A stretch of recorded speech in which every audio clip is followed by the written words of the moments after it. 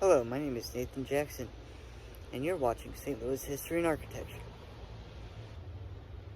Today we will be exploring the Benton Park neighborhood and the Icarian community that lived here. To fully understand who the Icarians are, first we must look at their leader, Etienne Cabet. Cabet was a political activist and revolutionary, and in the early 1840s, he published a book called Voyage en Icarie. The book goes into detail about travels to a fictional country called Icaria, where Cabet's utopian ideals had been enacted in the country. Amidst the revolutions in 1848, the followers of Cabet, known as the Advance Guard, set out for Texas, but found the land hostile and unsuitable for settlement. They returned to New Orleans, and a portion of the group decided to resettle in Nauvoo, Illinois in 1849. They purchased land from the Mormon Church, who had since resettled in Utah, and they began to build the Utopian Society of Icaria. However, by 1855, a rift had grown in the community between the two factions. One who supported Cabet as the all-powerful leader, and the other who supported more democratic elections and a system of government. Those in support of a democratically controlled government known as the Reds ended up winning out, and Cabet and his followers were forced to leave Nauvoo, Illinois for Cheltenham, which is in the Dogtown neighborhood of St. Louis.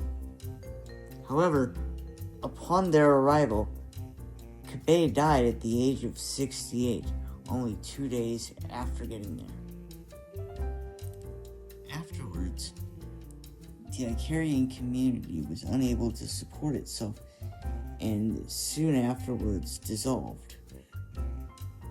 As a result, the members of the community ended up dispersing themselves throughout different neighborhoods in St. Louis, one of those neighborhoods being Benton Park. Buildings in this neighborhood provide some of the few remnants of this French utopian community. This house at the corner of Crittenden and Wisconsin was built in 1865 for Claude Jupier. Jupier was a stonemason and used his masonry skills to construct a large brick and stone Second Empire home on the corner lot. This home is one of the earliest examples of the Second Empire style in the Benton Park neighborhood, and it also features some Greek Revival influences as well. The home features limestone lintels above the windows on the first floor, a feature typically associated with the Greek Revival style. On the second floor, it features segmented arches for its window openings, a feature typically associated with Second Empire and Italian style buildings.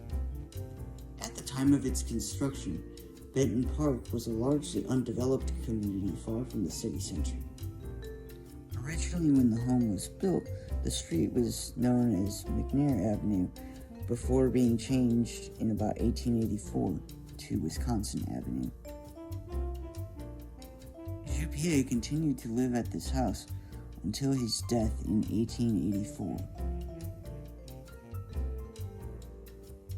The second house on Wisconsin Avenue was constructed by Joseph and Marcel Louiseau.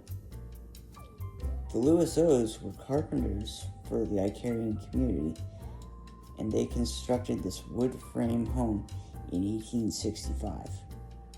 In a city of predominantly brick homes, this is a rare example of a wood frame raised basement home with a limestone rubble foundation.